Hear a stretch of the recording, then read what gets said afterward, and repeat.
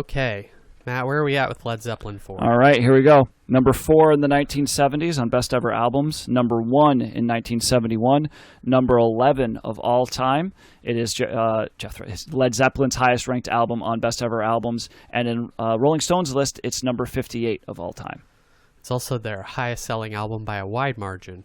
Yeah. On that front, too. So, okay. Led Zeppelin 4 came out November 8th, 1971. As a refresh, Led Zeppelin 3 came out in October of 1970, so just a little over a year apart. Since the third album came out, it was considered a disappointment. Now, it still sold millions of copies from the get-go, but there was a pretty strong drop after the initial hype came out, and I guess that wasn't good enough. It just wasn't popular enough for Ahmet Ertegun at Atlantic and everyone else involved in Led Zeppelin's fame. So, especially considered after Led Zeppelin 1 and 2 did so well, I guess third was considered the weak album. So Ahmet Ertegun wanted a return to form to Led Zeppelin, and they wanted them to create another better album. And as we've established also that Led Zeppelin was touring constantly, and this was no exception in this year period between Led Zeppelin 3 and 4. However, from September 1970 to March of 71, their manager Peter Grant kept them from touring and from TV appearances, with the idea being maybe the demand will climb again if they're not around as much, maybe some overexposure there as well. But they did keep touring. Also, music magazines at that time, like NME, were speculating if they were going to break up after the Led Zeppelin 3. So that was how, I guess, critically disliked it was. And so they went back after that short break. They went back to touring in March of 71, and they pretty much played until the end, or toured until the end of 1971 in December. They went to the UK. They had tours in Europe, North America, Japan, and then they went back to the UK. Yeah, so during that period, they played about 60 shows, many of them playing one or two songs from what would become this album. This album was a huge hit right from the start. When it was released, it went to number 1 in the UK, and it was 2 in the US, behind what famous album that we have talked about? 2 in the US. Tapestry? You're right. Oh, yeah. Carole King, keeping Led Zeppelin down. Nobody can top Tapestry. Yeah, I'm sure it wasn't even close either, probably, right? Like, that album just sold a freaking ton. Yeah. Led Zeppelin intentionally chose an album without written info on it. They did not want their name on it. They did not want the title of the album or the Atlantic Records logo. They really, the managers at Atlantic called this, quote, professional suicide, but Led Zeppelin said that they wanted to rely purely on the music. And an old guy carrying a bag of sticks. Yeah. Which apparently Robert Plant found in like a junk shop or something, that photo, and then they decided to use it. So, also increasing the mystique and artistry of the album is the symbols that are on the inside sleeve, from left to right. Those are for Jimmy Page, and then John Paul Jones, John Bonham, and Robert Plant is last. There's also a fifth symbol on the inside for Sandy Denny, who makes an appearance here on the Battle of Evermore, and she was a member of Fairport Convention, who we talked about way back in the day, and she was a friend with Robert Plant, and so she sang backing vocals on Battle of Evermore. What do you mean that the symbols were for them? Did they design them, or what do they stand for? They stand for something? Like how? Oh God, the's like so much stuff. Oh, really? I had that big Led Zeppelin book, and I was reading about the symbols. I was like, I don't give a shit about this. So listeners, but yeah, each of the symbols, like they discovered them from different readings, and they, Jimmy Page was kind of into the occult, and the Aleister Crowley thing was playing a role at that time. He even bought an occult bookshop at one point, so just going full Brit and like buying some weird bookshop. It feels like one of those video games where you have to collect like rune stones and stuff, and I used to just furiously pound the X button to get through the storyline to go to whatever was next. Yeah. I feel like sometimes with Zeppelin, that's a little bit the equivalent of the pounding the X is these stories like that. Yeah. But yes, the symbols all have meaning to each of the band members, and there's fans, read into the symbols and have multiple meanings and all of that. But I think they were really just designed to fuck with the audience and to, people, critics and things. The title being that there was no title, was meant to mess with the media too. Page said, quote, "We all had a good laugh when the record went into the charts and they had to reproduce the symbols instead of a conventional title on the album ranking charts."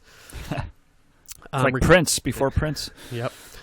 Recording of the album took place multiple places. Headley Grange is the primary one. That was kind of their home recording base. It was a big old, not castle, but kind of manor with multiple rooms. Headley Grange? Yep, Headley Grange. Wow, how about that? It's a former poorhouse, I think it said it was.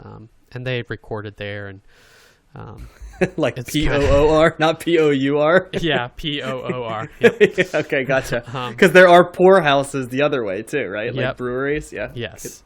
They also recorded at Island Studios, and the Rolling Stones mobile studio also makes an appearance in the story here. That thing's everywhere. I was about to say, a lot of people recorded there for basically something that like Keith Richards created just so people couldn't interrupt them, doing heroin. You know what I mean? Yeah. So, yeah. Yeah, the quote unquote sixth Rolling Stone, Ian Stewart, he's the one that rolled up in the mobile studio, and there's he's actually plays piano on one of the tracks. I hope one day in our research we come across that mobile studio ending up at Stephen Still's sex mansion. That would be the ultimate I'd have to go cross across reference. the I just imagine like Mick Jagger going like, hey, where's the mobile studio? I don't want to record in this thing because he's, he's like supposed to be he wants to record in LA, you know what I mean? Because there's all the junkies. And then Keith Richards kind of going like, I want to go in the studio, you know what I mean? Like them just having like a fight like outside of it. I just have this vision of it. And then,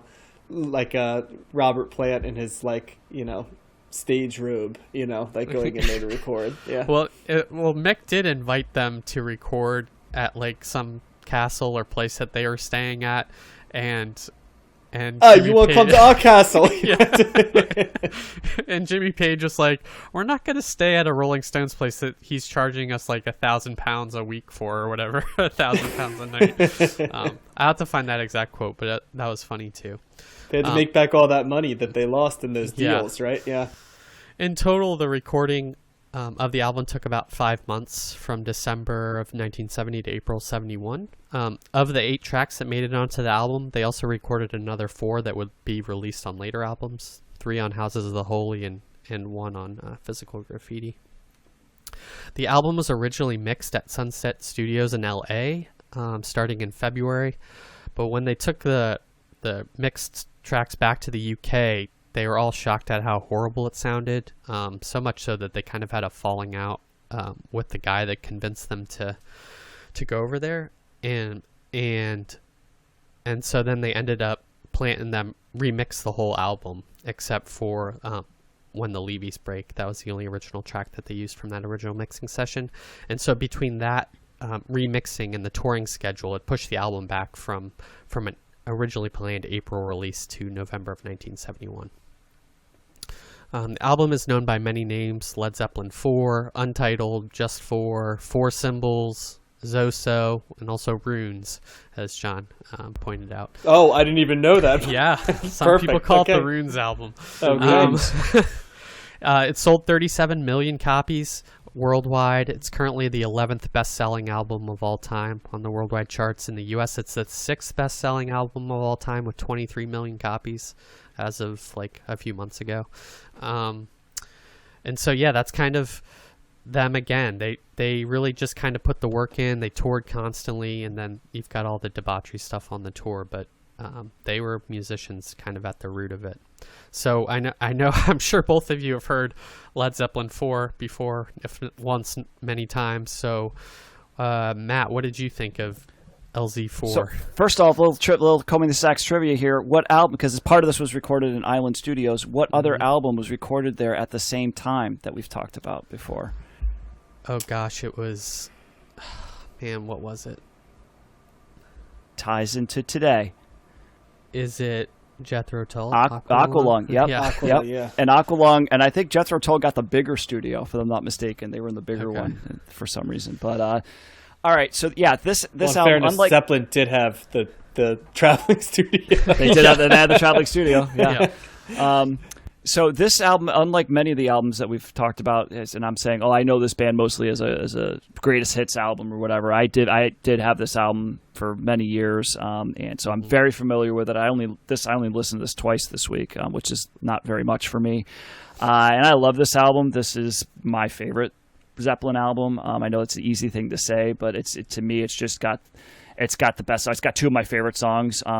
Stairway on here. We have to talk about that. To me, that's a song that obviously it's overplayed. Everybody knows it. It's a song that I've heard various friends of mine or people that I know that are really into music kind of shit on and be like, it's Stairway. It's over. Not like I love it. I don't care. I don't know if that's a hot take or not, but I think I love that song. The way that builds, that guitar solo at the end. I like all the lute playing at the beginning. That's kind of lulls me into this nice little melodic thing.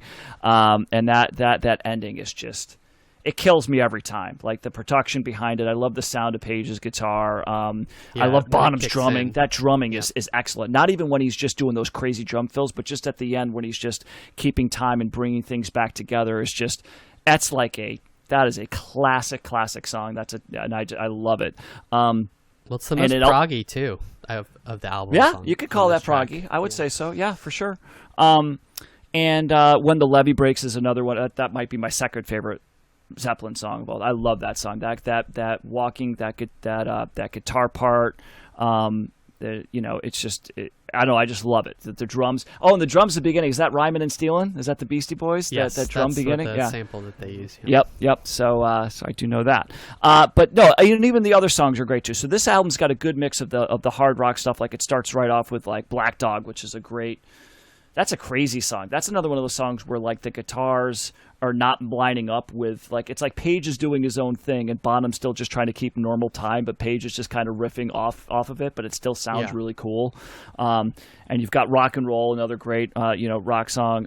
And they do like more of the Led Zeppelin 3 stuff with the medieval stuff, like obviously with like the Battle of Evermore is like, that's all mandolin, basically. I think, that was the first time Page played the mandolin, apparently. Oh, was it? Okay. Yeah. And you've But got not the last.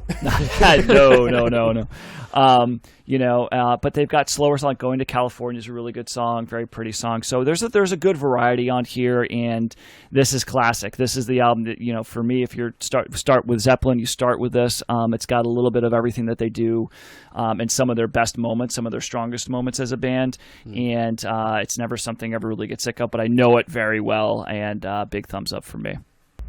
I mean, yeah, it's Led Zeppelin 4. It's where they take 1 through 3 and they synthesize it, as Matt said, into like a lean, mean version of it. It's got the aggressiveness of 1. It's got the lyrical themes and experimentation of 3, but take it. I mean, this is also where Led Zeppelin starts to become 1 and 2. They're a hard rock band. 3, they're sort of feeling their way into the fusion of hard rock and prog, and this is where they take that step where the experiments they do really work, and they could have been gimmicky in the wrong hands, but they're such good musicians that they're not gimmicky at any point.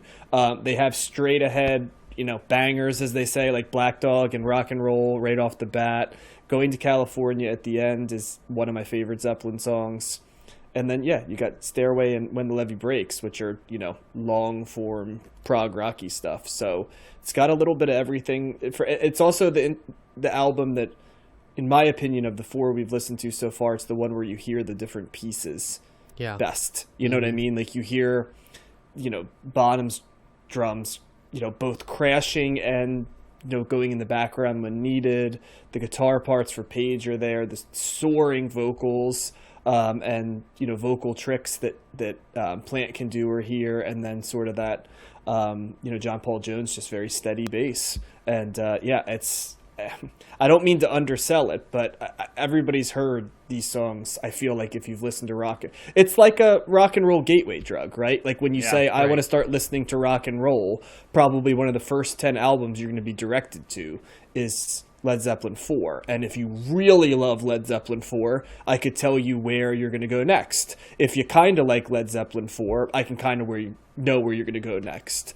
I don't think anybody doesn't like Led Zeppelin 4, but some people might say the songs are a little bit too long for me, and I can kind of tell you where you're going to go next if you're that, but it's basically like the equivalent of the literary canon, right? Like the classic rock canon. This is one of like the 5 or 10, instead of essential texts, right? Essential albums. It's right up there. What else goes in that canon that easy? Dark Side of the Moon, maybe, right? Either White Album or Sgt. Pepper. Right. Who's next? Maybe. I'm trying to think of like albums you go right off the bat in the 60s and 70s, and then of course there's ones in the 70s Exile. and 80s. Yeah, but I'd say the other ones kind of are the 70s and 80s, right? Like if you decide you might want to try metal, right? You listen to like the Black Album and work backwards, or that you got like London Calling, and the Ramones self-titled if you want to go punk, and what I'm saying. There's just different stuff, but this is like the ultimate rock. In fact, many people would say this is like album 1 that you go to with rock, and you build off from there. And I get it, because it's blues-based rock. It's got proggy elements, hard rock. There's through lines to lots of stuff that comes after, and there's through lines to lots of stuff that comes before. And you can decide to go from Zeppelin backwards or go from Zeppelin forwards, and you can be just as confident going either way. So, essential, excellent, probably a 60. I haven't given it a rating yet. It was not. I don't even know where I'd take the point off, so probably going to be 60-60 on my rating. Yeah, and you're absolutely, and you're right with Plant's voice is great in here, as it always is, and it's just the way that it opens with Black Dog. Like, that's a great opening song. That's an all-time great opening song. It's right up there with like the best opening songs we've done on an album. Like, it's funny because some of the other songs I think of as the best opening songs are actually songs that didn't open their albums, like Bitch by the Stones and stuff.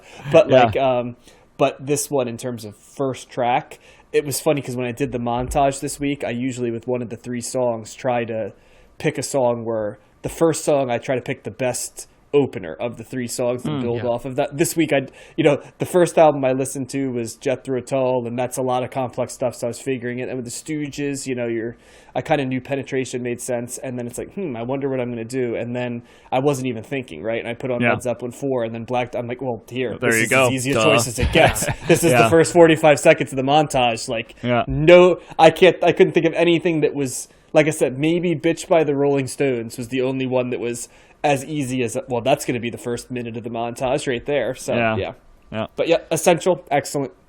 Yeah, I mean, they have almost every opening track on their albums are amazing. So you have Immigrant Song on Led Zeppelin 3, which is excellent. You've got Whole Lot of Love on Led Zeppelin 2, which might be even better than this one. Yeah, that riff is fantastic. So they just and I was trying to pull up Led Zeppelin 1 real quick, but it's a huge song too. Oh my God, why am I blanking? It's Good Times, Bad Times. Good Times, Bad Times. Yep. Yeah. So all 4 of those are very strong. No, it's Whole Lot of Love. Well, yeah. Wait, that's Led Zeppelin 2. I'm sorry. I'm sorry. I'm the wrong one. Okay. As the kids say, bangers all the way across. It's banger, banger, banger. So. Yeah, this like you guys said, this is kind of the culmination of them as a band and kind of all of their influences and ideas. They really fuse the blues. I got a strong blues vibe throughout this almost entire 8 tracks.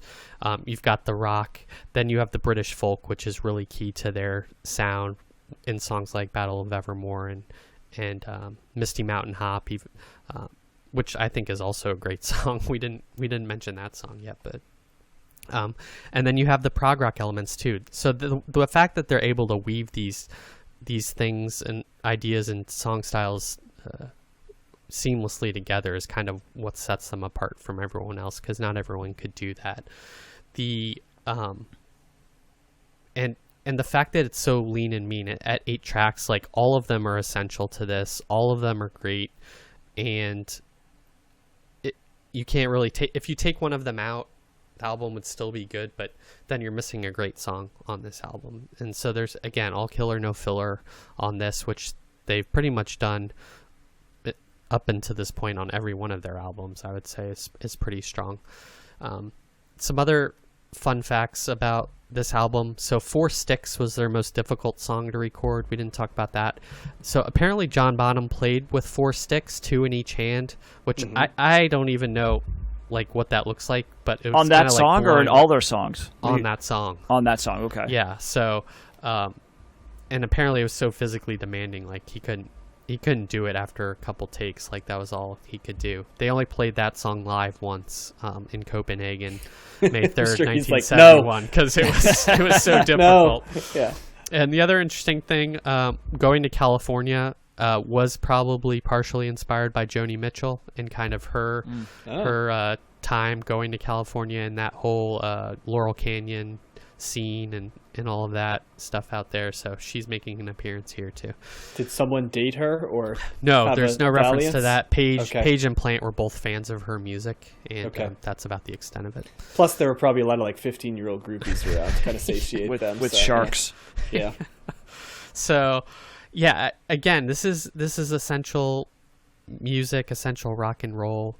I don't know if I would start here. I kind of like the progression that they go through. I would put somebody on Led Zeppelin 1 and have them see how they develop as a band, and how those influences come in more and more.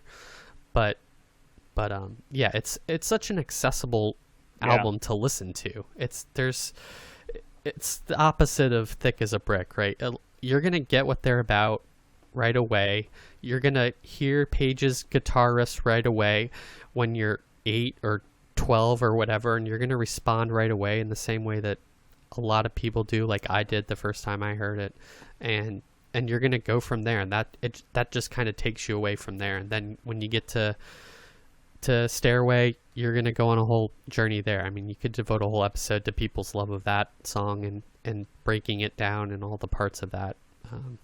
But yeah, it's just great. Is this the best Led Zeppelin album? Maybe, I don't know.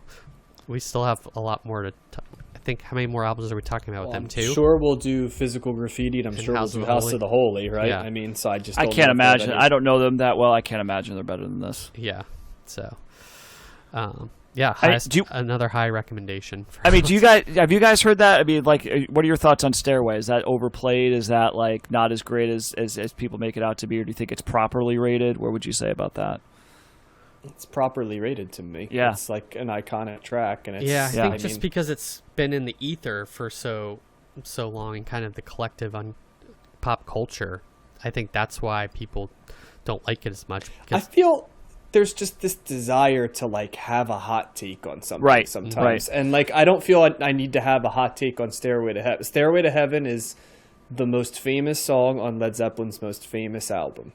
And it, in many ways, encompasses all the stuff that Led Zeppelin is.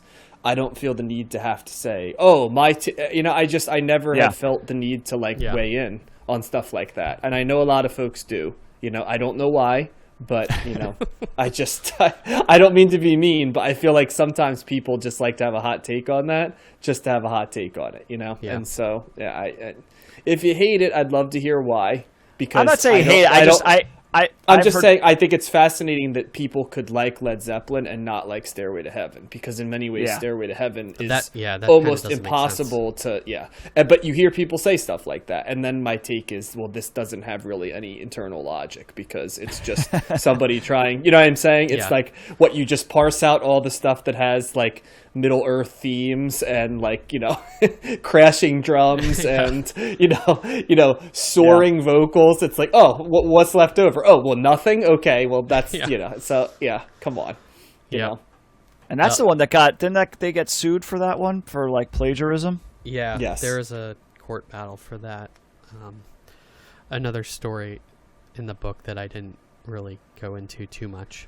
Apparently Stairway was also not released as a single, so the strength of that is song, and the fact that it sold millions of albums and people know it despite it not being a single, Yeah, is a testament an 8-minute to- long song is usually not like Yeah. a hugely popular played song. So, Right. yeah.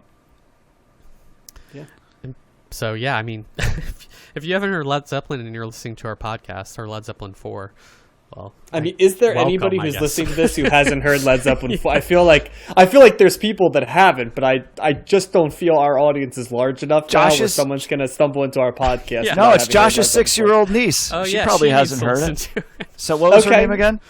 Hannah and Mallory. Hannah and Mallory. Go listen to Led Zeppelin 4. Tell Yeah. I feel like right even now. she's Stairway's going to come out. She's going to be like, Oh, okay, this yeah. sucks. That would be a funny joke. Yeah. So, but yeah. All right, Go- that wraps it up.